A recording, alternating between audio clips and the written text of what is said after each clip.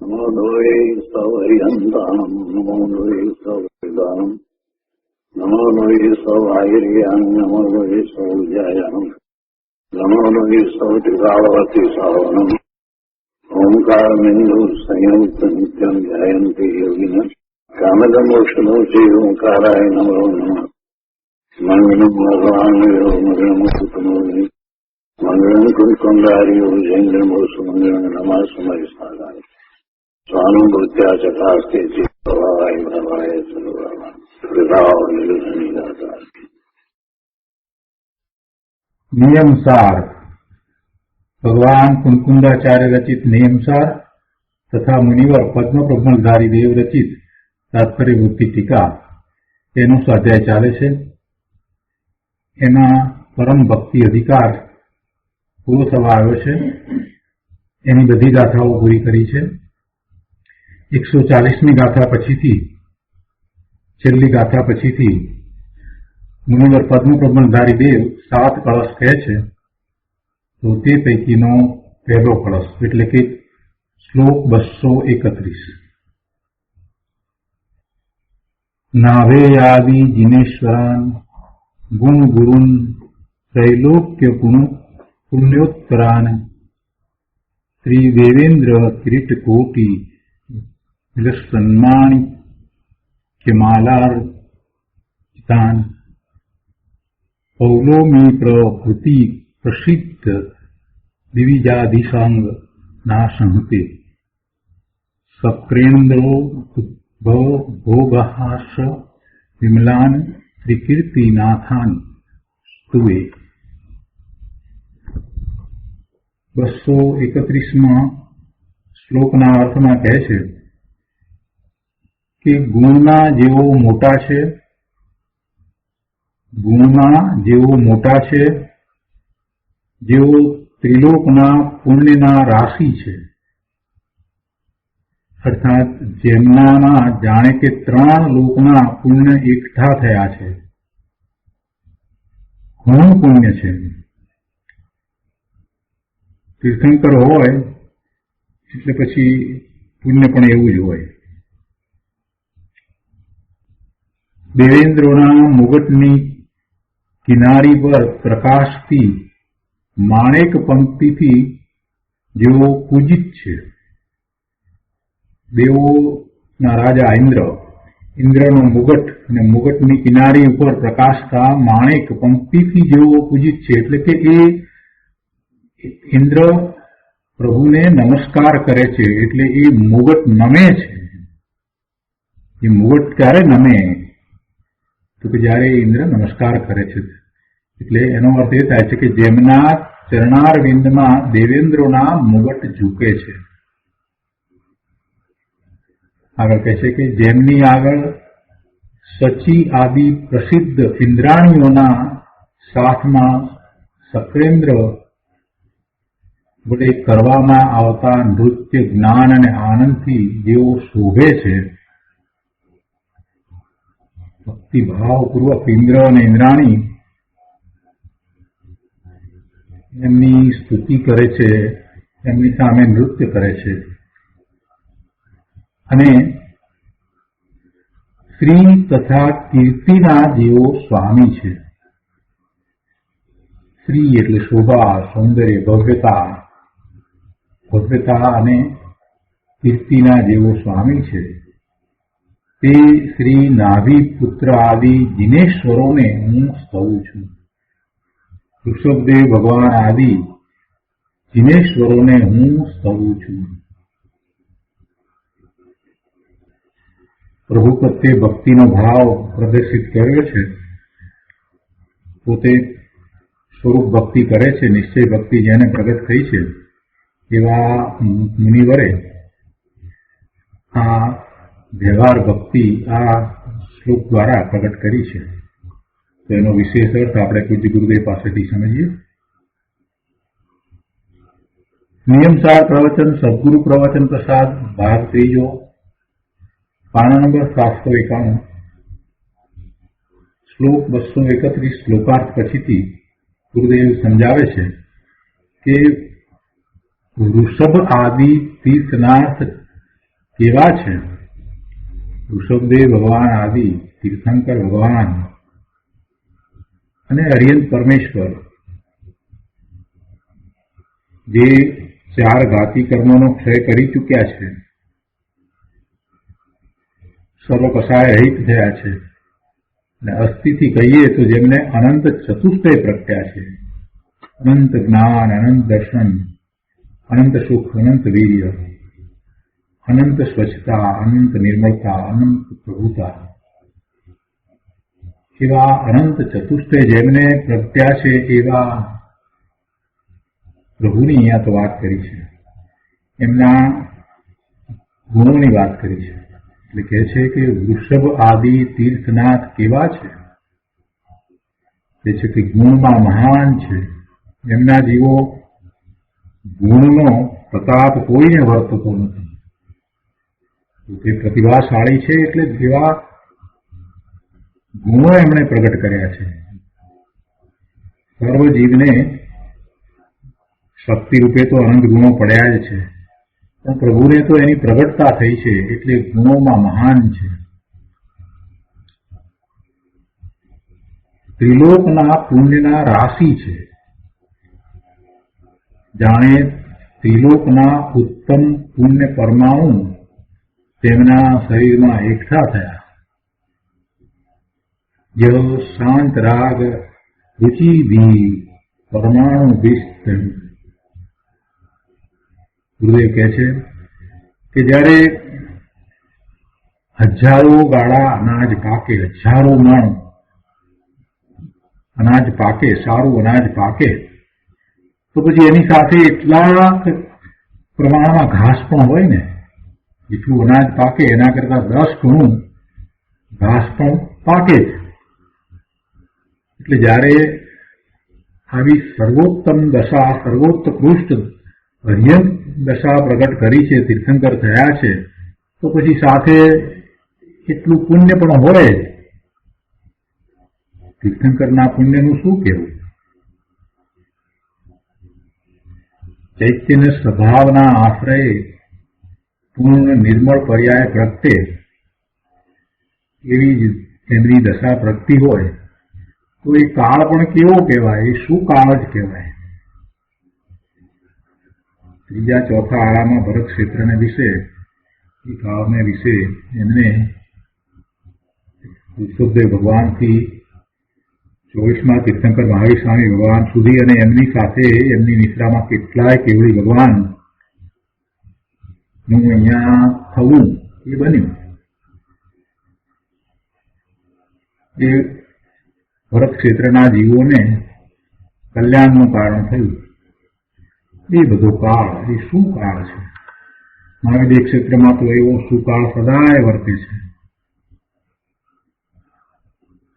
આગળ કે છે, વળી તે કેવા છે જેઓને સદા ઇન્દ્રો નમે છે. તીર્થંકર ભગવાનની વાત લીધી છે. તીર્થંકર ભગવાનનો સમૂહ 3, એની રચના પણ દેવો અને ઇન્દ્રો કરે છે. અને ઇન્દ્રો, દેવો, દેવીઓ, ઇન્દ્રાણી બધા એમને નમે છે. એટલે કહે છે કે જેઓને સદા ઇન્દ્રો નમે છે, દેવેન્દ્રોના મુગટ વડે થતી પૂજાની શોભાને પ્રાપ્ત છે. તીર્થનાથનો દેહ પણ પરમ શાંત, શીતળ, સ્થિર, આનંદરૂપ છે.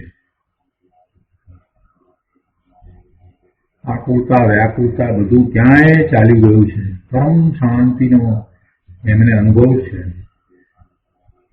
એમના મુખારવિંદ પર એક વિશિષ્ટ પ્રકારની દિવ્યતાના દર્શન થાય છે. સ્થિર, શાંત, શીતળ, આનંદરૂપ, પ્રસન્ન એમનું મુખ છે. જાણે સર્વ સમાધાનરૂપ સુખમાં નિત્ય તૃપ્ત છે. ભવ્ય જીવ જેના દર્શન માત્રથી ધન્યતા અનુભવે છે, ધન્ય ઘડી કે એમને પ્રભુ આપના દર્શન થયા એમ માને છે. ભગવાન ત્રિલોકીનાથ સર્વજ્ઞદેવ પાસે સચી આદિ પ્રસિદ્ધ ઇન્દ્રાણીઓ સાથે સત્રેન્દ્ર વડે કરવામાં આવતા નૃત્ય, ગાન અને ઉત્સવથી જીનદેવ શોભે છે. હે નાથ, મુક્તિ આપવી પડશે. હે નાથ, મુક્તિ આપવી પડશે. બાળક જેમ વિના સંકોચે નાચે અને માગે તેમ અંતર ઉમળકાથી ઉછળીને ચિત્તગન શાંત જીનબિન વિતરાગતાનો મહિમા ચિત્તમાં લાવીને હો ધન્ય વિતરાગ કહી ભક્તિ રસમાં ઉત્સાહવાન થયા કરે છે. પણ બધા જીવો ઉત્સાહવાન તો થાય છે, પણ અહીંયા તો ઇન્દ્રોની વાત લીધી છે, દેવોની વાત લીધી છે, ઇન્દ્રાણીની વાત લીધી છે, દેવીઓની વાત લીધી છે. બધા એવી રીતે ઉત્સાહવાન થાય છે. મનુષ્યો પણ એમ જ ઉત્સાહવાન થાય છે. સાતમા છઠ્ઠે ગુણસ્થાને વિરાજમાન મુનિઓ પણ એમ જ ઉત્સાહવાન છે. પ્રભુના સમોસરમાં બેઠા છે, પ્રભુની વાણી સાંભળી રહ્યા છે, ત્યારે તો છઠ્ઠું ગુણસ્થાન છે. પણ અતિ ઉત્સાહ અંદરમાં એમને પણ ઉત્પન્ન થયો છે. પ્રભુ પ્રત્યેનો એવો હોભાવ ઉત્પન્ન થયો છે. હોભાવ ઉત્પન્ન થયો છે, એવી ભક્તિ ઉત્પન્ન થઈ છે. એ બધી વ્યવહાર ભક્તિ છે. એ બધી વ્યવહાર ભક્તિ છે. કેમ કે એમને સાચી નિશ્ચય ભક્તિ પ્રગટ થઈ છે, માટે એમની એ બધી ભક્તિને વ્યવહાર ભક્તિ કહેવાય. જો અહીંયા ઇન્દ્ર લીધા છે તો સત્રેન્દ્ર લીધા છે અને ઇન્દ્રાણી સચી અંદર મૂળ ગાથામાં પૌલોમી શબ્દ મૂક્યો છે ને, તો એ દ્વારા ઇન્દ્રાણી કે જે સમ્યક દ્રષ્ટિ જીવો એકાવતારી છે, એક ભાવ પછી મોક્ષ જનાર છે, એવા જીવોની વાત લીધી છે. એટલે એમને પણ આવી વ્યવહાર ભક્તિ હોય છે. સાથે જ સર્વ પ્રકારના રાગનો નિષેધ કરનાર જ્ઞાતા સ્વરૂપની નિશ્ચય ભક્તિ છે. આ વ્યવહાર ભક્તિનું વર્ણન કર્યું, પણ એ વ્યવહાર ભક્તિ જેમને છે એમને સાથે એવી નિશ્ચય ભક્તિ પણ છે. જ્ઞાતા સ્વરૂપની નિશ્ચય ભક્તિ હોય છે. વિરાજ કહે છે કે હું સર્વ જિનેશ્વરોને સ્તવું છું, નમું છું, વંદન કરું છું. મુનિરાજને પણ એવી વ્યવહાર ભક્તિ છે. 231માં કળશની અંદર મુનિરાજે પ્રભુ પ્રત્યેનો અહોભાવ અને પોતાની એવી વ્યવહાર ભક્તિને પ્રદર્શિત કરી છે. મહાપુરુષોને, સમ્યક દ્રષ્ટિ આત્માઓને, એવા આસનભોગે જીવોને પણ આવી વ્યવહાર ભક્તિ હોય છે. ગુરુદેવ કહે છે કે શ્રી રામચંદ્રજી, સીતાજી, લક્ષ્મણજીએ શાંતિનાથ જીન મંદિરમાં વિતરાગ પ્રતિમા સામે અદભુત ભક્તિ નૃત્યગાન ઉત્સવ સહિત કરેલ. એમણે પણ શાંતિનાથ ભગવાનના મંદિરમાં શાંતિનાથ ભગવાનની વિતરાગી પ્રતિમાની સામે એવી અદભુત નૃત્યગાન સહિત ભક્તિ કરી હતી.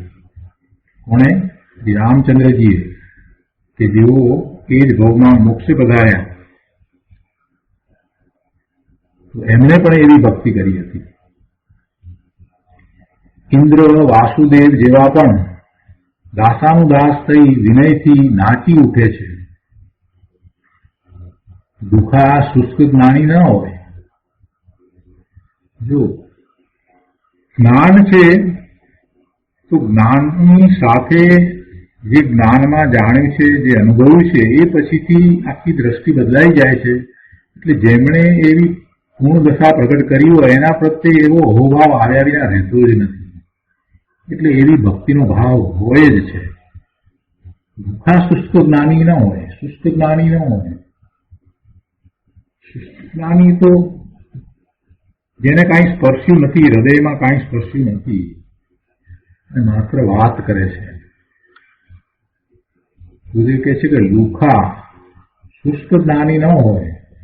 આ જે સત્પુરુષો, મહાપુરુષો, એ એવા પુણ્ય સહિત છે, સમ્યક દર્શન સહિત છે, અને પ્રભુ પ્રત્યેનો એવો અહોભાવ એમને સદાય વર્તતો હોય. પોતે જ્ઞાની છે, સમજે છે કે આ શુદ્ધભાવ છે, છતાં એવો શુદ્ધભાવ પણ એમને આવે જ છે. નિર્વિકલ્પ ધ્યાનમાં નથી ત્યારે એમને એવો ભાવ, ભક્તિનો ભાવ, સ્તુતિનો ભાવ, પ્રભુની સામે એ નાચી ઉઠે એવો ભાવ પણ એમને હોય છે. કોઈ કહે કે નિશ્ચય અધ્યાત્મની વાતને વળી મંદિર, મૂર્તિ, સમર્પણ, માનસ્તંભ, ભક્તિ, પૂજા આ બધું શું? જેને અધ્યાત્મની દ્રષ્ટિ થઈ હોય એને આ બધું ક્યાંથી હોય? ન હોય. એવું જો કોઈ કહેતા હોય તો તેને કહે છે કે અરે તને સાધકની ભૂમિકાની વાત ખબર નથી. સાધકની ભૂમિકામાં શું હોય એની તને ખબર નથી. સાધકની ભૂમિકામાં અંતરંગ વિતરાગી પરિણામો થાય છે, તો સાથે સાથે આવા શુભભાવરૂપ ભક્તિના પરિણામ પણ હોય જ છે. વિતરાગ પ્રત્યે જેમને પૂર્ણ સ્વરૂપ પ્રગટ કર્યું છે, જેમના દ્વારા પોતાને જ્ઞાનનો અંશ પ્રગટ થયો છે, એટલે કે પોતાને જે સમ્યક જ્ઞાન થયું એમાં એ નિમિત્ત કારણ છે, એવા વિતરાગ પરમેશ્વર પ્રત્યે સમ્યક દ્રષ્ટિ ધર્માત્માની વૃત્તિ અંતરના અભિપ્રાયપૂર્વક હોય છે. તે ન જોઈ હોય એટલે એમ નથી કે નિશ્ચય અધ્યાત્મની વાત જે કરે એને એવી ભક્તિ ન હોય. શું કહે છે કે કોઈ કહે કે નિશ્ચય અધ્યાત્મની વાતને વળી મંદિર, મૂર્તિ, સમર્પણ, માનસમ, ભક્તિ, પૂજા આ બધું શું? તો તેને કહે છે કે અરે તને સાધકની ભૂમિકામાં શું હોય એની ખબર નથી. વિતરાગ પ્રત્યે ધર્માત્માની ભક્તિ અંતરના અભિપ્રાયપૂર્વક તે કદી જોઈ નથી. જો અંતરના અભિપ્રાયપૂર્વક એટલે એવો ભાવ હોય જ છે. કુંદાચાર્ય ભગવાન જેવા પણ આટલા બધા દ્રવ્ય સ્વરૂપની અંદર દ્રવ્યાનુયોગની આટલી બધી વાત કરે, 5 પરમાગમ લખ્યા, 84 શાસ્ત્રોની રચના કરી, એવા મહાપુરુષ પણ એમ કહે કે પ્રભુ અમને સિદ્ધત્વ આપજો. કેવી ભક્તિ!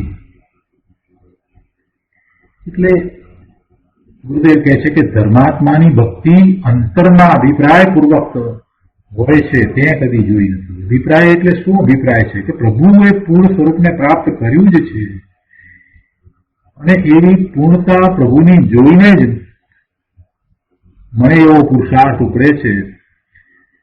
એ મારે માટે કલ્યાણકારી છે, એ મારે માટે માર્ગદર્શક છે, એ જ બધું મારે માટે છે. એમના થકી હું જ્ઞાન પામું છું. આવો વ્યવહાર ભક્તિનો અભિપ્રાય એમના પ્રત્યેનો દરેક જ્ઞાની પુરુષને હોય જ છે. અને એવો અભિપ્રાય હોય એટલે પછી ત્યાં એમ તત્વની વાત કરવાના બેસી જાય કે અમને અમારાથી જ પ્રાપ્ત થયું છે. એવો સહજ વિનય હોય જ છે. જેમના થકી પોતાને જ્ઞાન પ્રાપ્ત થયું છે તો એ વખતે સિદ્ધાંત પકડીને અભિમાનમાં નથી રાચી રહેતા. એમને તો એવો વિનય હોય છે, પ્રભુ પ્રત્યે એવો ભક્તિનો ભાવ હોય છે. જેમણે પૂર્ણ સ્વરૂપને પ્રગટ કર્યું છે એમના પુરુષાર્થમાં શું કહેવું? પોતાનો પુરુષાર્થ છે એમાં પોતાને નબળાઈ દેખાય છે એટલે એને એમ થઈ જાય છે તો પ્રભુનો કેવો પુરુષાર્થ કે પ્રભુ તો સ્વરૂપમાં સ્થિર થયા, એટલે મસ્તક એમના તરફ ઝૂકી જાય છે. પોતે વિતરાગ ન થાય ત્યાં સુધી ભક્તિ, રાગ એટલે આવો શુભભાવ પ્રભુ પ્રત્યેનો એ આવ્યા વિના રહે નહીં. જ્યાં જ્યાં જે યોગ છે તે સમજીને ધર્મી જીવ દાન, ભક્તિ, પ્રભાવના વખતે વિશેષ રાગ ઘટાડે છે. જો આ બહુ નવી વાત તરફ મૂકી છે. મિથ્યા દ્રષ્ટિ જીવ દયાદાન ભક્તિ કરે છે તો એવા દયાદાન ભક્તિના ભાવને કારણે એમને પુણ્યનો બંધ તો પડે છે, પણ સાથે સાથે મેં એવા દયાદાન ભક્તિ કર્યા કેમ કરી અને એ રાગની પકડ વધારે છે ને ક્યારેક તો અભિમાનને કારણે પાપનો બંધ પણ કરે છે. શુભાવ મેં કર્યો, હું શુભાવ કરી શકું છું, શુભાવનો કરતા છું અને હું એ કરું છું તો એથી મારું કલ્યાણ છે એવું મિથ્યા દ્રષ્ટિ માને છે, તો એમાં તો એ રાગને વધારી રહ્યો છે. અહીંયા તો કહે છે કે આ સમ્યક દ્રષ્ટિ છે એ તો રાગને ઘટાડે છે. શુભભાવ દ્વારા એ શુભભાવની પુષ્ટિ નથી કરતા. સરસ વાત મૂકી છે કે જ્યાં જ્યાં જે જે યોગ્ય છે તે સમજીને ધર્મી જીવ દાન ભક્તિ પ્રભાવના વખતે વિશેષપણે રાગને ઘટાડે છે, રાગને વધારતા નથી, રાગની પુષ્ટિ નથી કરતા કે આ ધર્મ છે, છતાં એ કરે છે. એનું કરતાપણું પણ નથી અને બરાબર કરે છે. જ્યાં જ્યાં જે સમયે જે યોગ છે તે પ્રમાણે એ દયાદાન ભક્તિ વગેરે પ્રભાવના વગેરેમાં જોડાય છે, છતાં એ રાગને વધારતા નથી. એ વખતે પણ દ્રષ્ટિ સ્વરૂપ તરફ જ રહે છે. અને મિથ્યા દ્રષ્ટિને શું થાય છે? મિથ્યા દ્રષ્ટિ તો આવા કાંઈક ધર્મ પ્રભાવનાના કે દયાદાન ભક્તિના કાર્યો કરે તો એમાં એ પોતાનું કર્તાપણું સ્થાપીને ક્યારેક તો અભિમાન કરીને પાપના બંધ પણ કરે છે અને રાગને વધારે છે, રાગની દ્રઢતા કરે છે કે આ ધર્મ છે, આનાથી મારું કલ્યાણ થશે, મને લાભ થશે. સમ્યક દ્રષ્ટિના શુભ ભાવ અને મિથ્યા દ્રષ્ટિના શુભ ભાવમાં ઘણો ફેર છે ભાઈ, બહુ મોટો તફાવત છે. વસ્તુ સ્વરૂપને જાણ્યા વિના માત્ર એવા બાહ્ય આચરણ કરવા બેસી જાય તો શું દશા થાય એ અહીંયા સ્પષ્ટ થઈ જાય છે. પહેલા આ કરો ને પહેલા તે કરો ને એવું બધું જે લોકો સૂચન કરી રહ્યા છે એમને ખ્યાલ નથી કે ભાઈ વસ્તુ સ્વરૂપ સમજ્યા નથી, સમ્યક દર્શન પ્રગટ કર્યું નથી અને એ પહેલા જે કાંઈ તું કરે છે એને કારણે તો તું અભિમાનમાં ચાલ્યો જઈશ અને ઉલટો તું રાગને દ્રઢ કરી રહ્યો છે. એટલે એ શુભભાવને દ્રઢ કરતો હોય તો પણ એ શુભભાવે છે તો રાગને બંધનું કારણ ને એની દ્રઢતા કરી રહ્યો છે. અનાદિ હું તો એ કર્યું છે. શુભભાવ દ્વારા ધર્મ થાય, કલ્યાણ થાય એ દ્રઢતા તો અનાદિથી કરી છે એટલે તો રખડવું થયું છે.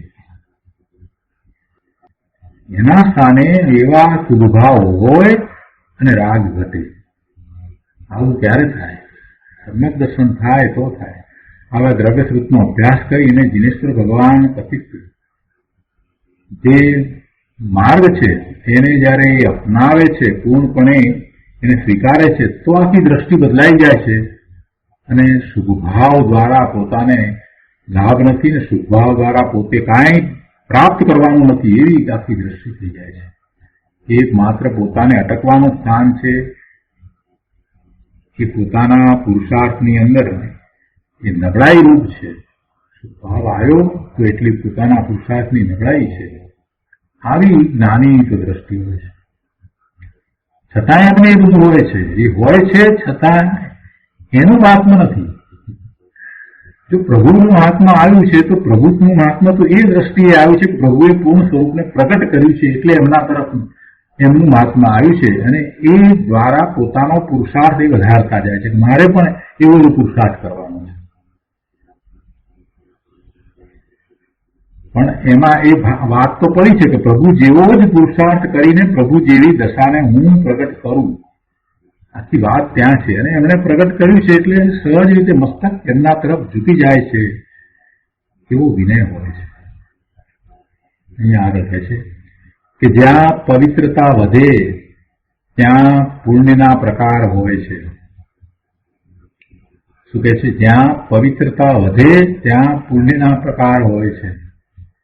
એકલા નિશ્ચયની વાતો કરનારાને ભક્તિ પૂજાના પ્રસંગમાં લુખાપણું રહે છે.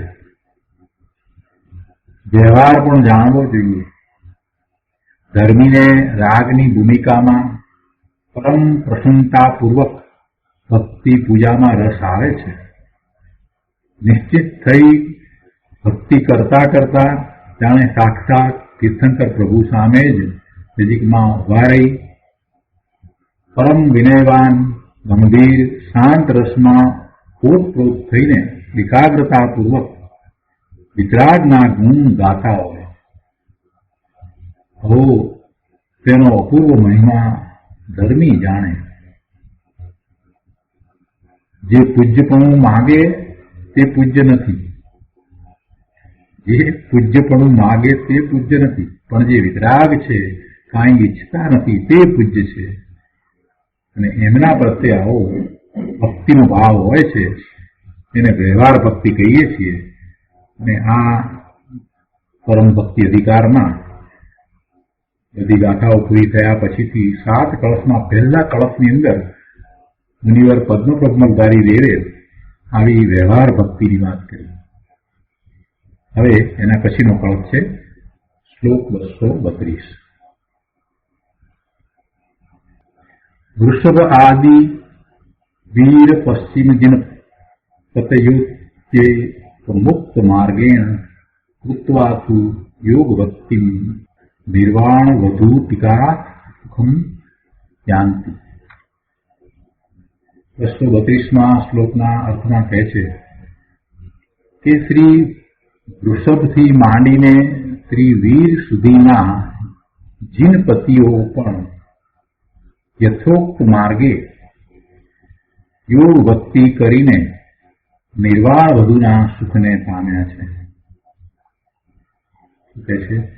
વૃષભદેવ ભગવાનથી માંડીને મહાવીર સ્વામી સુધીના તીર્થંકર ભગવાન અને એમની સાથે જે બીજા કેવળી ભગવાન થયા એ સર્વ અર્યંત પરમેશ્વરો પણ યથોક્ત ભક્તિ માર્ગે, યથાયુક્ત માર્ગે, એ કયો માર્ગ છે એ કહે છે કે યથોક્ત માર્ગે એટલે પૂર્વ પ્રકારે જે પહેલા વર્ણન કરવામાં આવ્યું એવી યોગ ભક્તિ કરીને નિર્વાણના સુખને પામ્યા છે. એનો વિસ્તાર કરતા ગુરુદેવ સમજાવે છે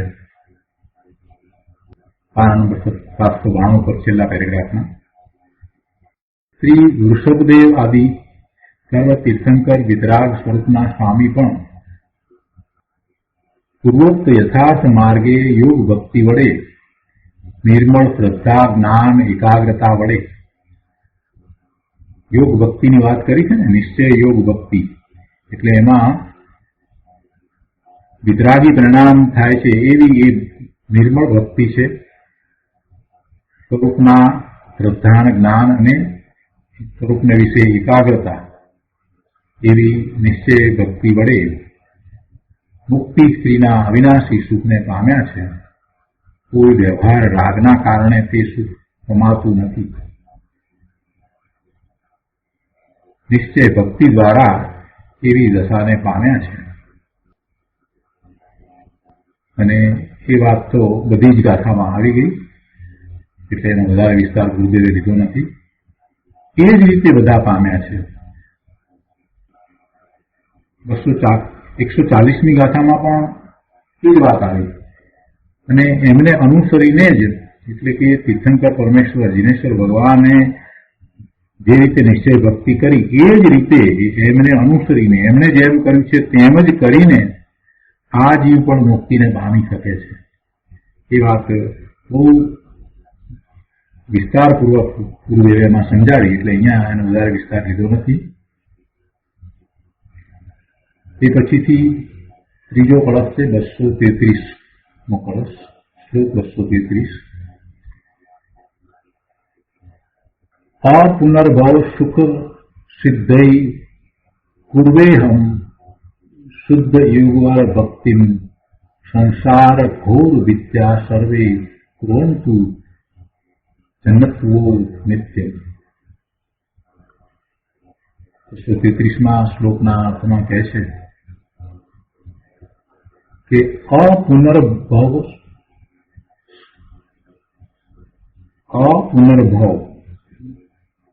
એટલે બીજો ભવ ન થાય. જો આમાં એક વાત બહુ સારી રીતે સમજવાની જરૂર છે કે પહેલા ધર્મની શરૂઆતમાં તો પુનર્ભવ છે, પુનર્જન્મ છે. એ વાતને બરાબર સમજી લેવી જોઈએ. એમાં જો ક્યાંય થોડી ઘણી પણ શંકા પડતી હોય તો એ જીવ ધર્મમાં વળી શકશે નહીં. જો પુનર્જન્મ છે જ નહીં તો પછી ધર્મ કરવાનું કોઈ કારણ નથી. પુનર્જન્મ છે એ વાતનો સ્વીકાર છે તો પછી વાત આગળ વધે છે કે પુનર્જન્મ છે એટલે મારો બીજો જન્મ થવાનો છે, અને બીજો જન્મ થવાનો છે એનો અર્થ કે એ પછી પણ ત્રીજો પણ થાય, એના પછી પણ થાય, એના પછી પણ થાય. અને એ જ રીતે જ અત્યારે હું જે રીતે આ ભાવમાં છું તો એની પહેલા પણ મારો કોઈ પૂર્વ ભાવ હશે. પુનર્જન્મની વાતને જે લોકોએ બહુ ગંભીરતાપૂર્વક લીધી નથી એ તો મૂંડ છે. ધર્મમાં ગમે તે કરતા હોય પણ જો પુનર્જન્મને જ માનતા નથી તો મૂંડ છે. મૂળ મિથ્યા દ્રષ્ટિ છે, એ માત્ર દેખાવ કરી રહ્યા છે. જો પુનર્જન્મ છે જ નહીં, પૂર્વે એને ભોગ કર્યા જ નથી, તો એનો અર્થ એ થયો કે પોતે પૂર્વે હતો નહીં, પોતાના અસ્તિત્વનો પણ એમાં સ્વીકાર નથી થતો. પોતાનું અનાદિ અનંત અસ્તિત્વ છે એનો સ્વીકાર નથી થતો. પુનર્જન્મને માનવાથી જ કેટલી બધી વસ્તુનો સ્વીકાર થાય છે કે પૂર્વે પણ હું હતો, મેં ઘણા ભાવ કર્યા, અને પછી આ ભાવ થયો, અને હવે પણ બીજા ભાવ થશે. બસ અહીંયા એન્ડ નથી આવતો, અને બીજા ભાવ થશે તો આમને આમ હું દુઃખમાં જ રહીશ, આવી રીતે હું દુઃખમાં જ રહીશ. અત્યારે તો કાંઈક અનુકૂળતાઓ મળી છે, પણ બીજા જન્મમાં અનુકૂળતા મળશે કે નહીં મળે, અને એવો વિચાર કરે છે. અને સામે બીજા જીવોને જુએ છે કે એમના એવા જન્મ થયા છે કે જેમાં એ દુઃખી છે અત્યારે, તો એવો મારો જન્મ પણ થઈ શકે. પુનર્જન્મનો સ્વીકાર કરવાથી જ જીવ ધર્મ માર્ગમાં પ્રવેશ પામે છે. સૌથી પહેલું જો કાંઈ પણ કરવાનું હોય તો પહેલા તો વ્યક્તિને પૂછવું જોઈએ કે ભાઈ તું અહીંયા શુક્ર આવ્યો છે, તું પુનર્જન્મમાં માને છે? પુનર્જન્મમાં માનતો નથી તો શુક્ર અહીંયા આવ્યો છે. તમને આશ્ચર્ય થશે સાંભળીને કે હું પાલનપુરમાં હતો એ વખતમાં, ઘણા વર્ષો પહેલાની વાત છે, એક સાધુ, વિદ્વાન સાધુની શિબિર રાખવામાં આવતી હતી સ્કૂલની અંદર, અને એ સ્કૂલના જે પ્રિન્સિપાલ હતા, એ સ્કૂલમાં હું પણ પહેલા ભણ્યો હતો, એ પાછા એ મહારાજશ્રીની આગળ પાછળ ફરતા અને એમની સાથે બધી ચર્ચાઓ કરતા, આ કરતા તે કરતા. ને તો એક વખત એ પણ એવી રીતે આવ્યા હતા, કેમ કે એ સાધુ પછી અમારે ત્યાં અમે જ્યાં રહેતા તો ત્યાં જ ઉતર્યા હતા, તો હું પણ બેઠો હતો અને એ પણ બેઠા હતા, અને કાંઈક ધર્મની વાત નીકળી તો હું કંઈક કહેતો હતો, એમણે મને રોક્યો. મને કહે કે 1 મિનિટ તમે જરા સાંભળો, હું પુનર્જન્મમાં માનતો નથી. જે દિવસે મને જે ઝાટકો લાગ્યો હતો એ જે આજે પણ યાદ છે. મેં કીધું કે તમે પુનર્જન્મમાં માનતા નથી તો પછી આ જે સાધુ છે એમની 5-5 દિવસની શિબિર શા માટે યોજો છો ને આ બધી ચર્ચાઓ શું કામ કરી રહ્યા છે? જો પુનર્જન્મમાં જ માનતા નથી તો તેને માટે બધું ધર્મ કરવાનું કોઈ પ્રયોજન જ રહ્યું નથી. ધર્મ કરવાનું પ્રયોજન જ રહેતું નથી. આપણી સાથે ઘણા ડાયા માણસો બુદ્ધિવાળા બેઠા હોય, કેટલાય લોકો એમાંના એવા છે જે એમ પાછા કહેતા હોય કે કોને ખબર પુનર્જન્મ છે કે નથી. એવા જ એક બીજા, એ તો ભાઈ જૈન હતા પણ વૈષ્ણવ હતા, પણ બીજા એવા આપણા જૈન પોતે બહુ બુદ્ધિશાળી અને એટલા જ સદાચારી, અને હાઈકોર્ટમાં જે રજિસ્ટ્રાર સુધી પહોંચ્યા હતા એવા એ જજ, ડિસ્ટ્રિક્ટ જજ તરીકે કેટલાય વર્ષો સુધી કામ કર્યા પછી હાઈકોર્ટના રજિસ્ટ્રાર થયા હતા. એમને જયારે મેં સાંભળ્યા એક વખત કંઈક વાત નીકળી આ ધર્મની બાબતની કે ગમે તે, કોને ખબર હવે બીજો જન્મ હશે કે કેમ. પુનર્જન્મની તમને શંકા છે તો પછી તમે કાંઈ ધર્મ કરવાના જ નથી, તમને કોઈ ભીતિ જ નથી. ભવના ભ્રમણનો ભય જ લાગ્યો નથી. ભવના ભ્રમણનો જેને ભય નથી લાગ્યો એ તો સ્વચ્છંદી છે, એ તો સ્વચ્છંદમાં જ વર્તશે. જેને એમ થયું છે કે હવે ભવનો ભય લાગ્યો છે કે આ ભવ હવે નથી કરવા, આ ભવ દુઃખનું કારણ છે, બીજાઓની એવી દશાઓ જોઈને એમ થાય કે મારો પણ આવો ભવ થઈ શકે છે, એમ સમજી અને જે ધર્મમાં પ્રેરાય છે એ પુરુષાર્થ કરશે. બાકી તો કાંઈ ધર્મની જરૂર જ રહેતી નથી. જો પુનર્જન્મમાં માનતા નથી તો પછી ક્યાં સવાલ જ રહ્યો, બીજો જન્મ જ નથી, અહીંયા એન્ડ આવી જાય છે તો કોઈ વાત જ નથી.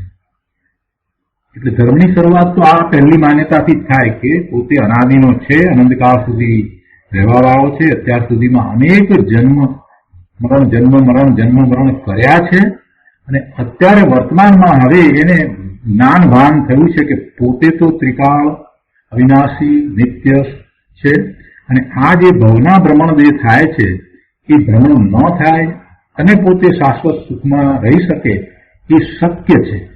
આટલું એને સ્વીકાર થયું છે. તો હવે એ પોતાને એવા ભવ ન થાય એ માટેનો પ્રયત્ન કરે છે. હવે એને એવા ભવ જોઈતા નથી, પણ પોતાનું અસ્તિત્વ તો નિત્ય છે, અવિનાશી છે, એનો એને સ્વીકાર છે, પોતે અનાદિનો છે એનો એને સ્વીકાર છે. એટલે હવે એને પુનર્ભવ નથી જોઈતું. એટલે પુનર્ભવ જેને ન હોય, હવે એને ભવ ન થવાનો હોય એવા જે મુક્તિ પામ્યા છે, તો એમના મુક્તિ સુખની વાત કરતા અહીંયા કહે છે કે અપુનર્ભવ સુખની એટલે મુક્તિ સુખની સિદ્ધિ અર્થે હું શુદ્ધ યોગની ઉત્તમ ભક્તિ કરું છું. સંસારની ઘોર ભીતિથી સંસાર છે એનો ભય હવે લાગે છે કે આ સંસાર મારે જોઈએ નહીં, હવે સંસાર મારે જોઈએ નહીં. સંસારની ઘોર ભીતિથી હવે એનાથી રહિત થવું છે. માટે સર્વ જીવો એવી નિત્ય ઉત્તમ નિશ્ચય ભક્તિ કરો. અહીંયા તો ઉપદેશાત્મક વાત કરી છે. પ્રભુ તો એ દશાને પામ્યા છે, હવે એમને કોઈ ભવ નથી, નિર્વાણ પામ્યા છે. એટલે અપુનર્ભવના સુખની એમને તો પ્રાપ્તિ કરી દીધી છે. પુનર્ભવ ન થાય એવું સુખ એમને તો શાશ્વત સુખ પ્રાપ્ત કર્યું છે. અને સંસારમાં ઘોર દુઃખ છે એનો ખ્યાલ કરીને સર્વ જીવો એવા અપુનર્ભવના સુખની પ્રાપ્તિ માટે નિશ્ચય ભક્તિ કરો એવો અહીંયા ઉપદેશ છે. 233માં વર્ષનો વધુ વિસ્તાર બીજું ગુરુદેવ પાસેથી સમજીએ. પાના નંબર 793 શ્લોક 233 પછીથી એના અર્થ પછીથી ગુરુદેવ કહે છે કે તે મુક્તિ સુખની સિદ્ધિ અર્થે હું પણ શુદ્ધ યોગની ભક્તિ કરું છું. જે સિદ્ધ ભગવાનને મુક્તિનું સુખ પ્રાપ્ત થયું છે, પોતાનું પૂર્ણ શુદ્ધ સ્વરૂપ મુક્ત સ્વરૂપ એમણે પૂર્ણપણે પ્રગટ કરી દીધું છે અને શાશ્વત સુખમાં બિરાજી રહ્યા છે, અવ્યાભાત સુખની દશામાં બિરાજી રહ્યા છે. તો એવા મુક્તિ સુખની પ્રાપ્તિ માટે, એવી સિદ્ધિ માટે હું પણ શુદ્ધ યોગની ભક્તિ કરું છું. મારું શુદ્ધ સ્વરૂપ છે એની સાથે જોડાણ રૂપ શુદ્ધ યોગ એવી નિશ્ચય ભક્તિ કરું છું. ઘોર અપાર સંસાર ભ્રમણનો ભય હોય તો નિત્ય શરણરૂપ નિર્ભય નિજ પરમપદ માટે સર્વ જીવો તે ઉત્તમ ભક્તિને નિરંતર સેવો. એક લીટીમાં કેટલું બધું કહી દીધું. કહે છે કે ઘોર અપાર સંસાર ભ્રમણનો ભય હોય. ભાઈ તને ભય છે? આ સંસારના દુઃખોનો તે વિચાર કર્યો છે? અમેરિકામાં બેઠા બેઠા કેટલી વસ્તુનો ખ્યાલ ના આવે. અહીંયા ભારતમાં આવીને આદિવાસી એરિયામાં જાય ત્યારે એને ખબર પડે કે એવી રીતે મનુષ્ય ભાવ મળ્યો છતાંય બિચારા એવી દશામાં કેવા દુઃખો સહિત જીવે છે. એને કાંઈ મળ્યું નથી. એટલી બધી ગરીબી, કાંઈ વસ્ત્ર પણ નથી, ખાવાનું પણ નથી, રહેવાનું માંડ કંઈક કૂબો કૂબે બનાવીને રહે છે. દુઃખ સિવાય બીજું કાંઈ જેમ એને જીવનમાં જોયું જ નથી. જન્મે છે અને મૃત્યુ પામે છે ત્યાં ને ત્યાં જંગલમાં, ત્યાં સુધી કોઈ અનુકૂળતાઓ એમને નથી. એવી દશામાં એ બધા જીવી રહ્યા છે. ઇથોપિયામાં પણ એવું જ છે. બીજા ઘણા બધા દેશમાં આવું બધું છે. પણ અહીંયા તો આપણા ભારતીય ભાઈ બહેનોને ક્યારેક એવા આદિવાસી એરિયામાં જઈ અને નજરે જોવાથી એમને અંતરમાં કરુણા થાય કરે છે. આપણે તો કેટલું બધું પામ્યા છીએ, શું આપણે આ વાત લઈને બેઠા છીએ? નાની નાની અમથી વાતમાં, નાની નાની પ્રતિકૂળતાઓમાં આપણે આખો દિવસ આપણે બગાડી નાખીએ છીએ. આપણને જે અનુકૂળતાઓ મળી છે એવી અનુકૂળતાઓ તો કેટલા બધા પુણ્ય કર્યા હોય ત્યારે મળે. અને એથી વિશેષ તો પુણ્યાનુબંધી પુણ્ય કરીને આપણે આવ્યા છીએ એટલે આપણને એવી અનુકૂળતાઓ મળી છે કે આપણે આ જૈન દર્શન ખૂબ સારી રીતે અભ્યાસ કરી એની માન્યતાઓને સ્વીકારી અને ધર્મના માર્ગમાં આપણે પ્રવર્તી શકીએ. આટલું બધું મળ્યું છે અને નાની નાની વાતમાં આપણે શું દિવસ બગાડી નાખીએ છીએ એના વિચારમાં ને એમાં રાગ દ્વેષ કરવામાં. આ સંસારમાં મોટા ભાગના જીવો તો બિચારા કોઈ અનુકૂળતાઓ વિના જ જીવી રહ્યા છે. પિરિયન્સની વાત જવા દો, મનુષ્યની વાત કરીએ છીએ. પિરિયન્સને તો દુઃખ જ છે, બીજું કાંઈ છે નહીં. બધી ગતિમાં દુઃખ છે. એવા ઘોર અપાર સંસાર ભ્રમણનો જો ભય લાગ્યો હોય, હવે તને થાક લાગ્યો હોય કે હવે મારે સંસાર નથી જોઈતો, હવે એવા ભ્રમણ નથી કરવા, તો કે છે કે તો નિત્ય શરણરૂપ નિર્ભય નિજ પરમપદ, જે નિત્ય શરણરૂપ છે, જેમાં કોઈ ભય નથી, એવું પોતાનું પરમપદ, પોતાનું પરમાત્મ પદ, એની પ્રાપ્તિ માટે સર્વ જીવો તે ઉત્તમ ભક્તિને નિરંતર સેવું. ભવનો ભય લાગ્યો છે તો સાથે સાથે એમ કહે છે કે ભાઈ તારામાં જ આનંદ સુખ શાંતિ પડી છે, એવું તારું પરમાત્મ પદ છે, અને એનું શરણ લેતા તને સંસાર ભ્રમણનો નાશ થાય છે. માટે એના શરણરૂપી ઉત્તમ નિશ્ચય ભક્તિ કરો. આગળ કહે છે અંતરપૂર્ણ મુક્ત આનંદ સ્વરૂપ શક્તિ રૂપે સાક્ષાત છે. અંતરમાં પૂર્ણ મુક્ત આનંદ સ્વરૂપ પોતે ભગવાન આત્મા પરમાત્મા રૂપે બિરાજમાન છે, શક્તિ રૂપે સાક્ષાત છે. તેની શ્રદ્ધા જ્ઞાન રૂપ ભક્તિ, તેની શ્રદ્ધા અને જ્ઞાન એમાં જ રમણતા, એમાં જ એકાગ્રતા રૂપ જે ભક્તિ તે નિશ્ચય ભક્તિ છે. એવી નિશ્ચય ભક્તિ જેને છે તેને નિરંતર તે સર્વશ્રેષ્ઠની મુખ્યતા રહે છે, એની જ મુખ્યતા રહે છે. જો એને નિશ્ચય ભક્તિ છે તો પછી એને પોતાના સ્વરૂપની જ મુખ્યતા રહે છે. એની મુખ્યતા એટલે પોતાના શુદ્ધ સ્વરૂપની જ મુખ્યતા રહે છે, બીજું બધું ગૌણ થઈ જાય છે. આહાર નિંદ્રા આદિ સમયે પણ પરાશ્રય ભેદ સુખ રાગ વ્યવહારની મુખ્યતા થતી નથી. શું કહે છે? મુખ્યતા તો સ્વરૂપની જ રહે છે. એ આહાર કરતો હોય, એને નિંદ્રાનો સમય હોય કે કંઈ પણ હોય, બીજાનું લક્ષ્ય કરીને રહ્યો હોય ત્યારે પણ એ કોઈ વિષયની ચર્ચામાં ઉતર્યો હોય, એને દ્રગસ્વરૂપનો અભ્યાસ વર્તતો હોય, ભેદ પાડીને એ વસ્તુ સ્વરૂપને સમજતો હોય, એને શુદ્ધાવ આવ્યો હોય, એ બધું હોય તે છતાં એને મુખ્યતા વ્યવહારની નથી થતી. એને મુખ્યતા તો પોતાના વિકાળી સ્વરૂપની જ થાય છે. એ જ સર્વશ્રેષ્ઠ છે અને એની જ મુખ્યતા રહે છે. અને એવી અંતરદ્રષ્ટિની મુખ્યતા રહ્યા વિના કોઈ ધર્મની શરૂઆત થતી જ નથી. એટલે અંતરદ્રષ્ટિની મુખ્યતાનું પરિણમન જે નિશ્ચય ભક્તિ કરે છે એને નિરંતર રહે છે.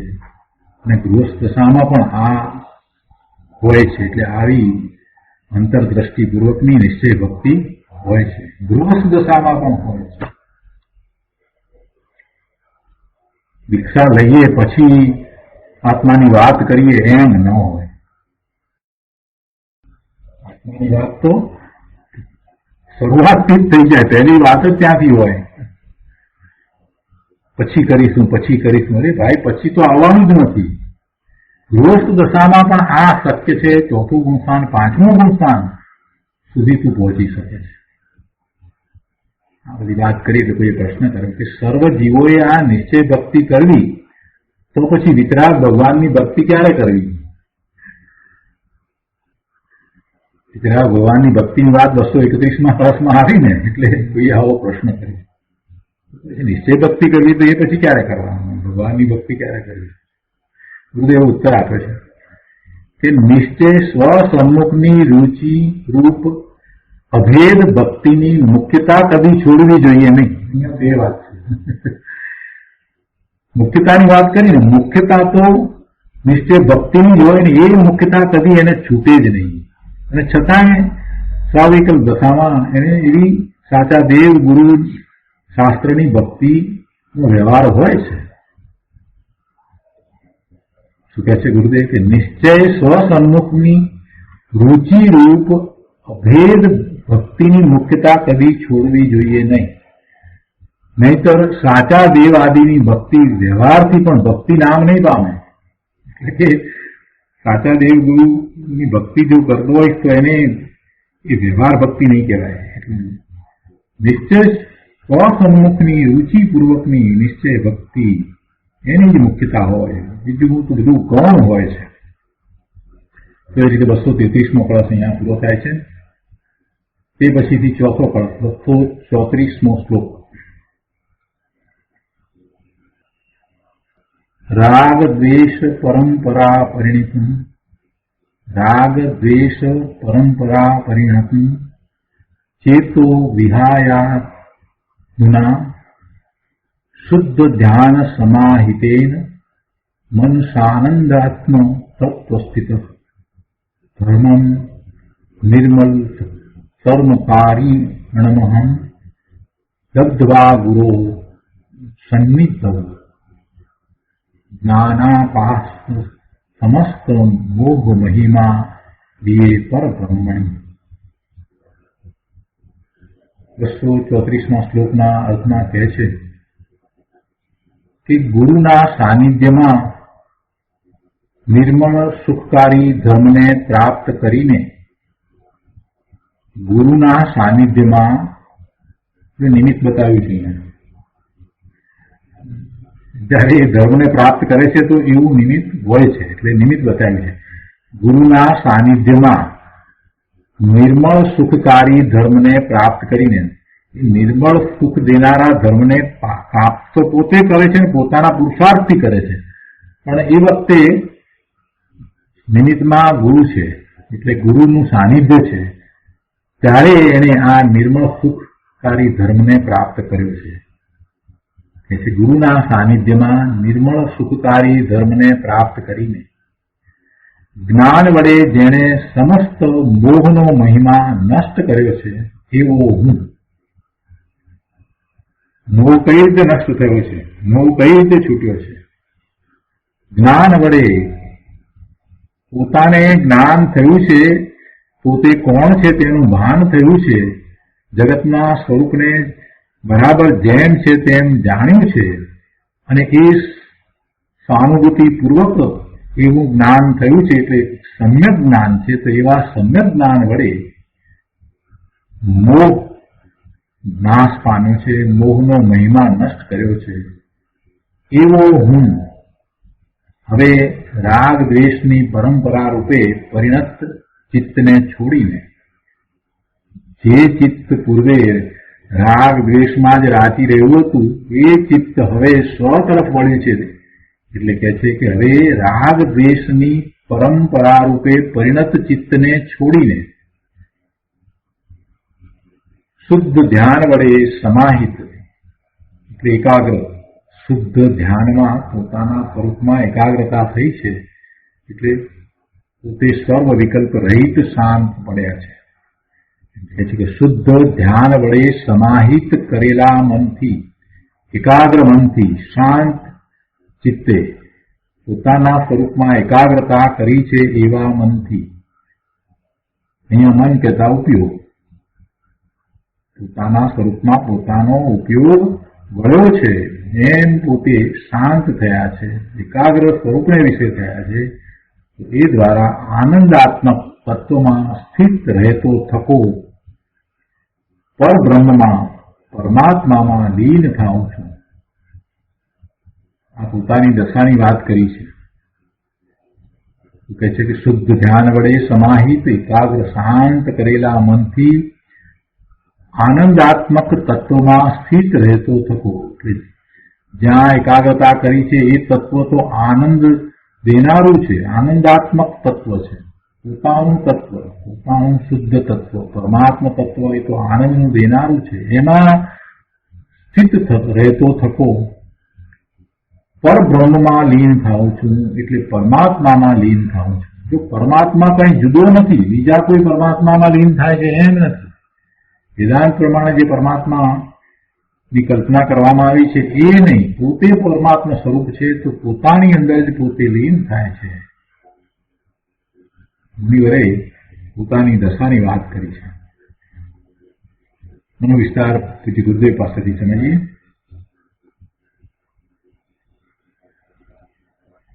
પાના નંબર 793, 234 શ્લોક પછીથી, એના અર્થ પછીથી છેલ્લા પેરેગ્રાફમાં ગુરુદેવ કહે છે કે શ્રી ગુરુ સમીપ નિર્મળ સુખકારી ધર્મ પામીને,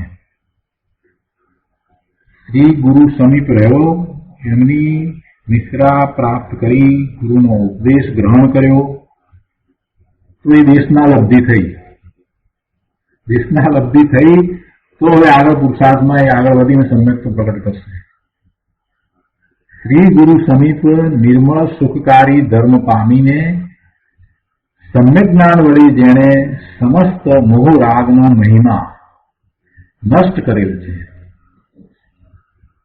અહીંયા ગુરુદેવે સમસ્ત મોહ રાગનો મહિમા એટલે કે બધો વ્યવહાર, પર આશ્રયની રુચિ, શુભભાવ દ્વારા ધર્મ થાય એવી ઊંધી માન્યતા વગેરે બધા એવા ભાવ, એવો મહિમા એને નષ્ટ કર્યા છે. તો એવું હું મનની ચંચળતા છોડીને શુદ્ધ ધ્યાન વડે એકાગ્ર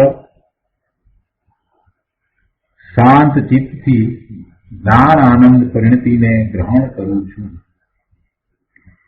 નિત્યાનંદ રૂપ સહજ તત્વમાં સ્થિર રહેતો થકો નિજ પરમ બ્રહ્મ પરમાત્મામાં લીન થાઉં છું, એકાગ્ર થાઉં છું. એનું નામ સમ્યક યોગ ભક્તિ છે. અહીં સમ્યક જ્ઞાની ગુરુ પાસેથી દેશના લબ્ધિ પામવાની વાત છે. શ્રી ગુરુએ નિર્મળ સુખકારી ધર્મ, નિર્મળ નિરાલંબી નાયક માત્રના આશ્રય કર્યો છે. સદગુરુના વચનમાં તો એમ જ હોય કે નાયકના આશ્રય જ પોતાનું કલ્યાણ છે, એના આશ્રય જ પોતાનો ધર્મ છે. કે ગુરુએ નિર્મળ સુખનો દેનારો સુખાકારી ધર્મ કોના આશ્રય કર્યો? નિર્મળ નિરાલંબી નાયકના આશ્રય કયો? નાયક માત્રના આશ્રય કયો? બીજા કોઈના આશ્રય નહીં. અહીંયા તો એમ શબ્દ છે, નિર્મળ નિરાલંબી નાયક માત્રના આશ્રય કયો છે, બીજા કોઈના આશ્રય નહીં. તેની ઓળખાણ કરી, તેને જેમ છે તેમ જાણી, સ્વીકારી, આત્મસાત કરી અને ત્યાં એ શ્રી ગુરુથી સમજો એમ અહીંયા એ દેશના લબ્ધિ પામ્યો છે એ વાત લીધી. અને પછી આગળનો પુરુષાર્થ દર્શાવે છે કે તે શું કરે છે. તો તે જ્ઞાન આનંદ પરિણતિએ થઈ જાય છે અને પોતાના પરમાત્મા તત્વમાં લીન થાય છે. શ્રી પદ્મપ્રમોલધારી દેવ છેલ્લા સાર રૂપે કહે છે કે નિર્મળ શુદ્ધ આત્માનું ભાન અને તેનો આશ્રય બતાવનાર ગુરુ પાસેથી મેં નિર્મળ માર્ગ પ્રાપ્ત કરેલ છે. એવી નિશ્ચય આત્મભક્તિ તે મોક્ષનું કારણ છે. પરની ભક્તિ વિતરાગની ભક્તિ હોય છે, પણ તે શુભરાગ છે, આશ્રવ છે, પુણ્યબંધનું કારણ છે. નિશ્ચય આત્મભક્તિ તે મુક્તિનું કારણ છે. નિર્વિકલ્પ જ્ઞાન આનંદમાં એકતા રૂપ ભક્તિ વડે સંસાર નિવૃત્તિ રૂપ મોક્ષ થાય છે. માટે પ્રથમ શ્રદ્ધા તો કર. ગુરુદેવ કહે છે કે પહેલા શ્રદ્ધા તો કર. શું શ્રદ્ધા કરવી? કે ત્રણેય કાળે સર્વજીવ માટે સત્ય માર્ગ આ એક જ છે. નિશ્ચય ભક્તિ એ જ એકમાત્ર માર્ગ છે. પોતાના ત્રિકાળી શુદ્ધ સ્વરૂપનો આશ્રય લઈને સમ્યક દર્શન, સમ્યક જ્ઞાન, સમ્યક ચારિત્ર રૂપ નિશ્ચયથી એવા વિતરાગી પરિણામ પ્રગટ કરવા એવી એ નિશ્ચય ભક્તિ અને એ જ એકમાત્ર સત્ય માર્ગ છે. મોક્ષનો એક માત્ર માર્ગ છે. એવો પહેલા વિશ્વાસ કર, દ્રઢતા કર અને પછી એવો પુરુષાર્થ કર. ધર્મરૂપ ભક્તિ તે નિશ્ચય અને પૂર્ણ ભક્તિ તે વ્યવહાર છે. આ નિશ્ચય ભક્તિ એ જ ધર્મ છે, એ જ ધર્મનું કારણ છે, એ મુક્તિનું કારણ છે. અને બાકી જે શુભભાવ છે પ્રભુ ભક્તિનો, ગુરુની ભક્તિનો, કે દિનેશ્વરની વાણી રૂપ એવા શાસ્ત્રનો, દિનવાણીનો, એની ભક્તિનો જે પણ કાંઈ ભાવ છે તે બધો વ્યવહાર છે, એ પુણ્યબંધનું કારણ છે. એટલે જે ધર્મરૂપ ભક્તિ છે એ તો આ નિશ્ચય ભક્તિ છે. અને બાકી જે પુણ્યબંધનું કારણ થાય છે એવી જે ભક્તિ છે, પ્રભુની ભક્તિ છે, તે વ્યવહાર છે. એમાં ઉપાદેય તો નિશ્ચય જ છે. અને ઉપાદેય નિશ્ચય જ છે એમ ન માને તેને અનંત સંસારની રૂચિરૂપ મિથ્યાત્વ છે. ઉપાદેય નિશ્ચય જ છે એમ ન માને અને ગમે તેવા બીજા પ્રયત્ન કરે છતાં એની માન્યતામાં જ મોટામાં મોટી ભૂલ છે, ભ્રમ છે. એટલે એને મિથ્યાત્વ છે અને એની જેને રૂચિ છે. તો આ રીતે શ્લોક 234 અહીંયા પૂરો થાય છે. આજનો સ્વાધ્યાય અહીંયા સુધી રાખીએ છીએ. બાકીના 3 શ્લોક આપણે આવતી વખતે લઈશું. હવે સુખધામ બોલીએ. સુખધામ અનંત સુખ